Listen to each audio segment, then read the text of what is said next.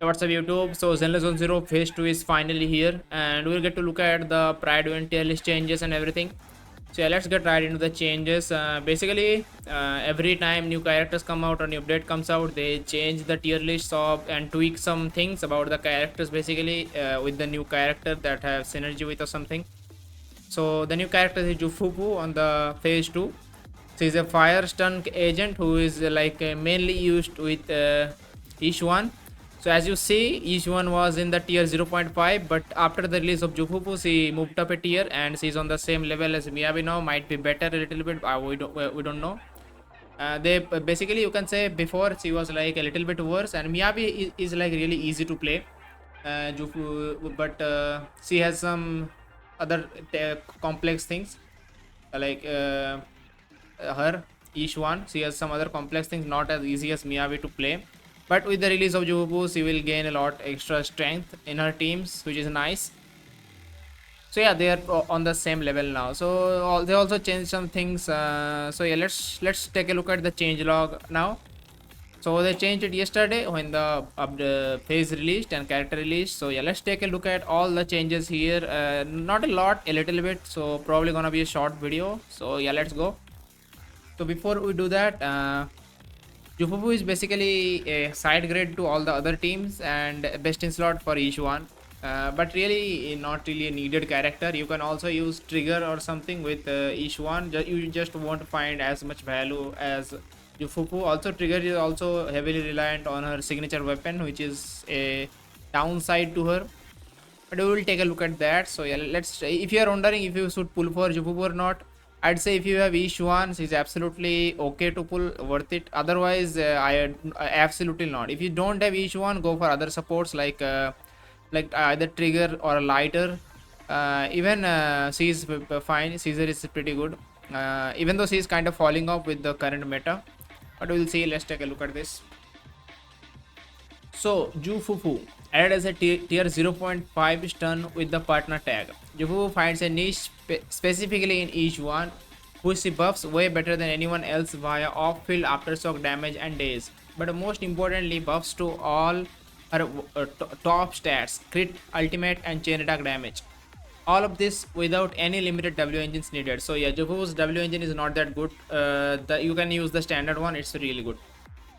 But standard had two engines, right? I mean the one is like what's her name, Koleda one, the Koleda signature weapon from standard. You can use that one, not the what's his name, Lycon one is not for her.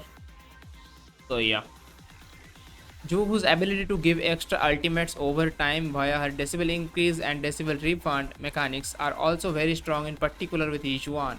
While Jufufu has flexibility outside of these teams, compared to Lighter and Lycon, who perform the best of any agent with some of the best DPS in the game, as well as Trigger, who has more universally strong buffs, Jufufu would find herself somewhere in between T1 and T1.5, depending on her teammates outside the Yixuan teams, mostly having a good synergy with S0 and V, but even there, Trigger holds more value. For this reason, we decided to go with a ranking that reflects her top performance with one of the best DPS in the game, being Yixuan, while giving her the partner tag to reflect her tendency to be outclassed outside of these teams. So basically, as I said, if you don't have Yixuan, she is not worth it. Basically, that's it. Yixuan, of course, moved up a tier T0.5 to T0, and the expert and watch list removed because, of course, she is undoubtedly T0 now. Each one was already the second best DPS in the game on her release. Now with Jufufu in the mix, we see approaches Miyabi closer than ever, mostly depending on the enemy and player skill, which impacts when what team Miyabi is best used in. They go back and forth in terms of power level, which makes each one our second ever DPS to enter T0 since the Void Hunter release. Yeah, nice. Trigger moved down a tier. I think this is mainly for the W engine. Trigger's posting, Trigger's position in the meta is too dependent on a signature. Okay, the first line is what I said. Damn, I'm reading this for the first time. I already knew it. Which our top tier list doesn't factor in. She has great team flexibility, but the depth that her signature W engine makes her provide is a good chunk of reason why she is so efficient.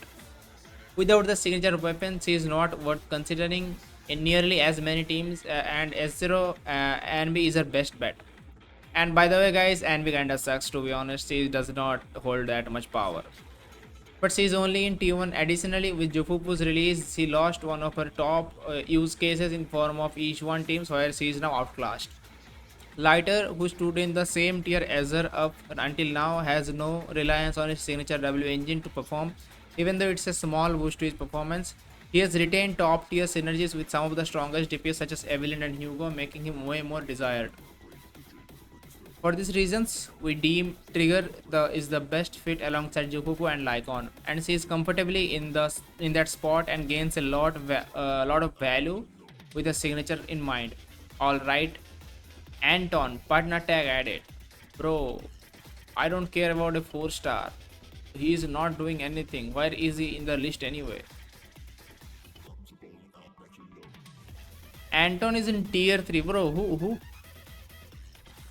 Bro, nobody cares about a tier 3 DPS. Come on, nobody cares. If he was good as a 4-star, I'd care, but he's tier 3 and nobody cares. Okay, let's see ZZZ.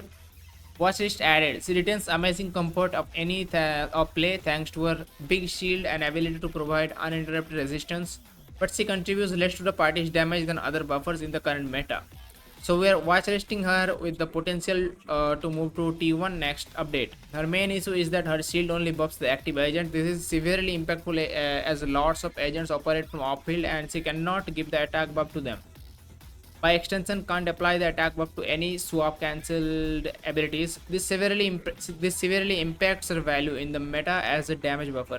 Not to mention, recent stun agents also started providing strong party-wide buffs as well, while simply inflicting higher days than ZZZ.